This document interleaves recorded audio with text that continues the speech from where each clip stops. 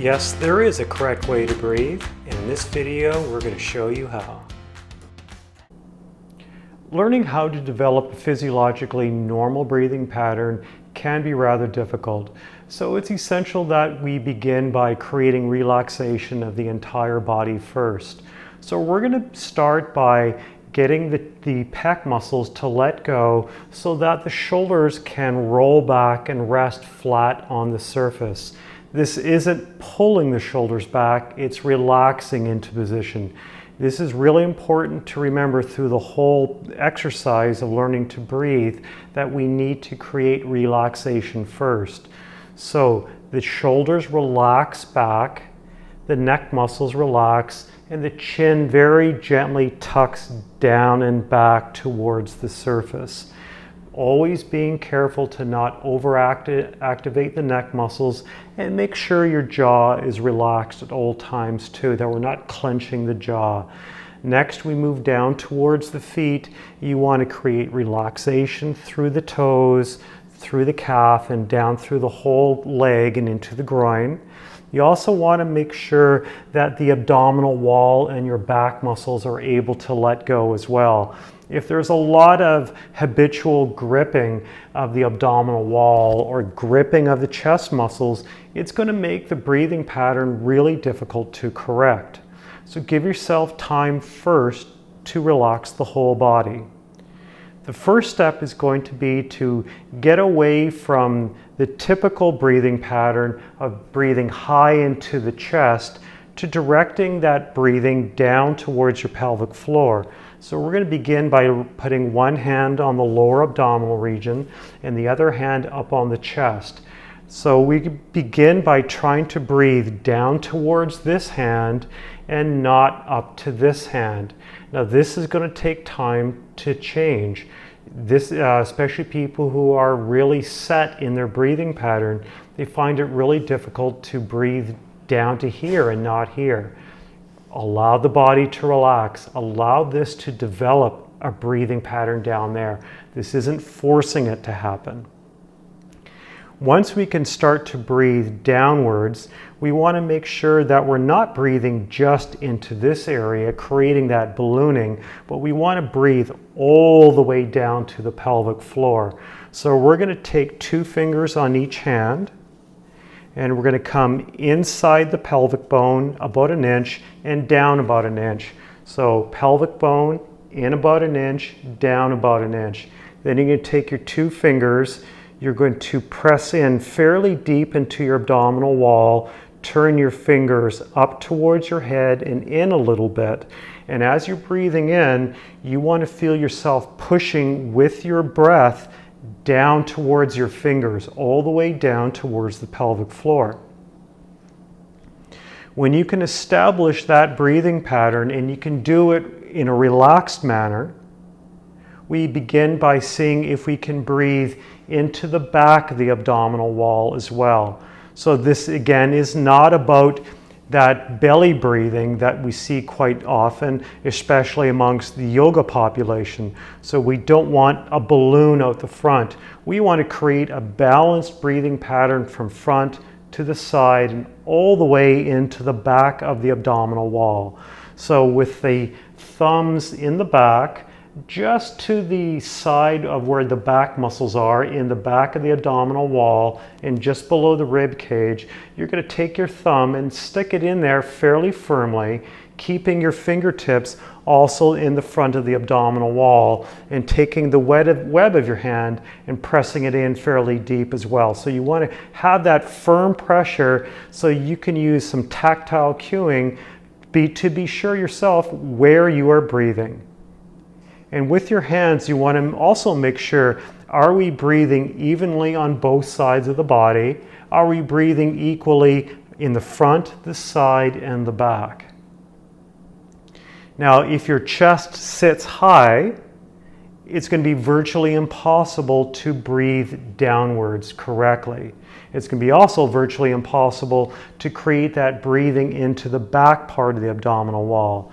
So we want to make sure that your chest isn't sitting high, but instead you're directing your chest down towards the pelvis, down towards the table, by using your breathing again. So we're going to have her just breathe in, and we're not looking for perfect breathing at this stage, so just go ahead and breathe in for me, and then we're going to exhale. And as she's exhaling, she's going to be drawing her rib cage down towards the pelvis and in towards the table in this position. So if I was to take my hands, I want to direct her rib cage down towards the table, down towards her pelvis, and I'm going to have her try and hold that position. I'm slowly going to release my hands, and her rib cage stays down. Now, as soon as we reposition the chest, we can see that she's automatically created this abdominal cylinder, which is exactly what we want to see.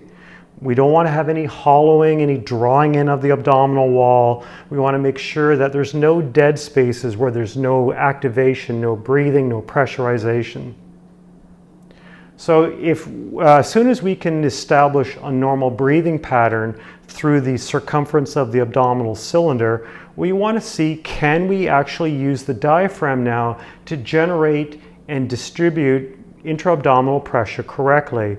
So in the exact same manner that we're breathing, we're going to be using the diaphragm to generate pressure. And so what she's going to be doing now is literally pushing the abdominal wall into her hands in the exact same way that she was breathing. So into the thumb, pushing out into the web of the hand, and pushing out into the fingers.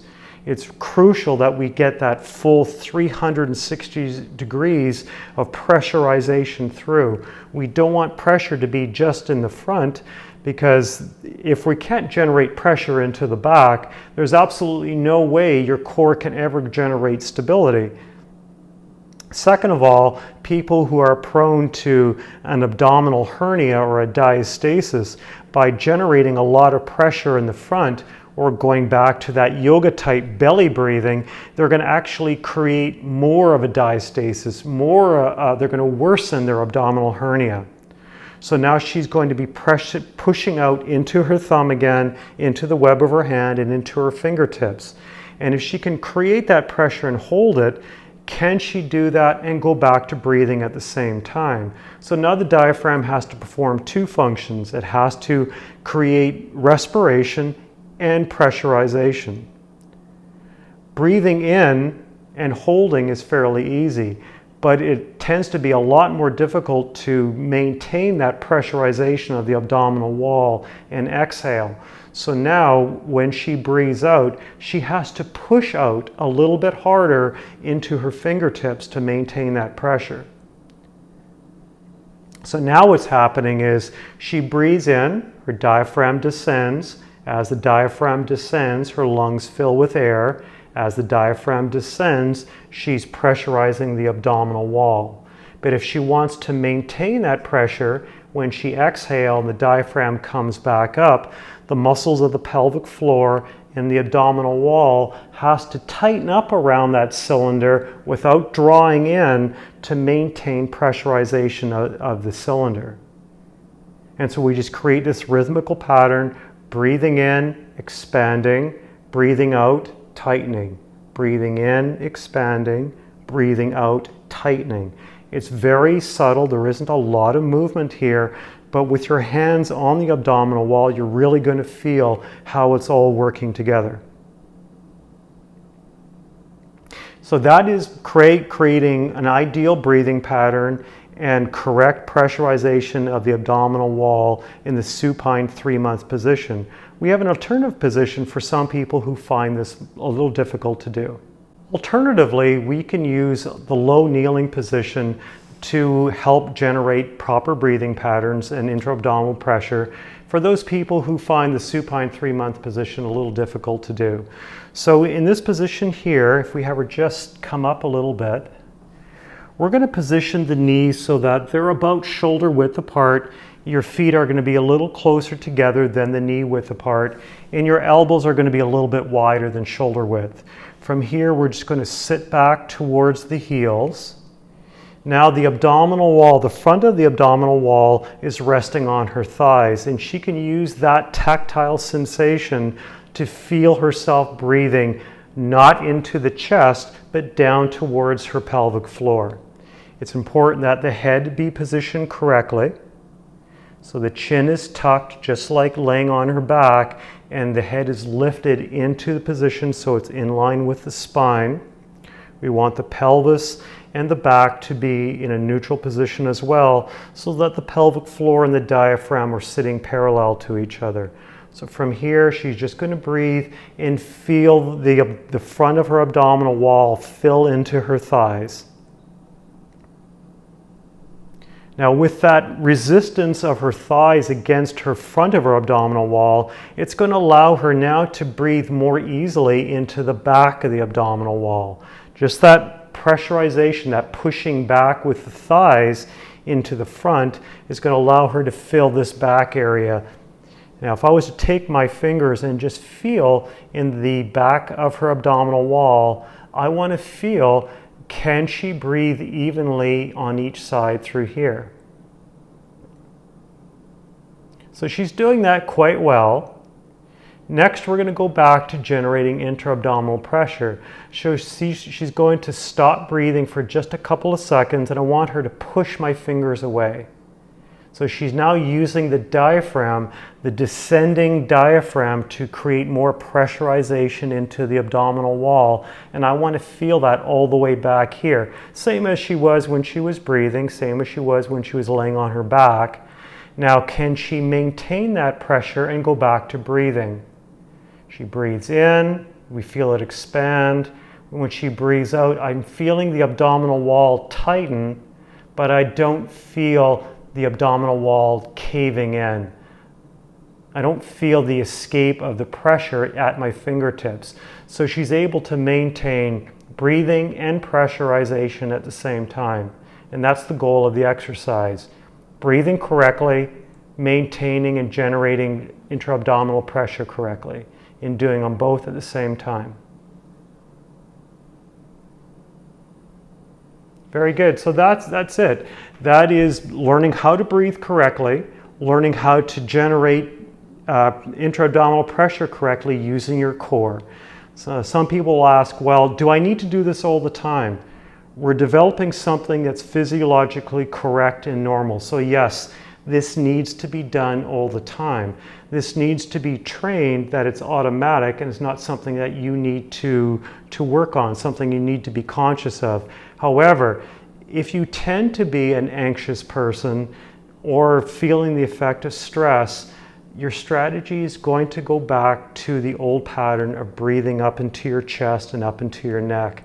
So be aware of this, especially when you're stressed. This is also an excellent way to prepare yourself to go to sleep at night. Spending 15 minutes or so just before bedtime, breathing correctly, relaxing your body will really help you to settle down and get ready for sleep. Thank you.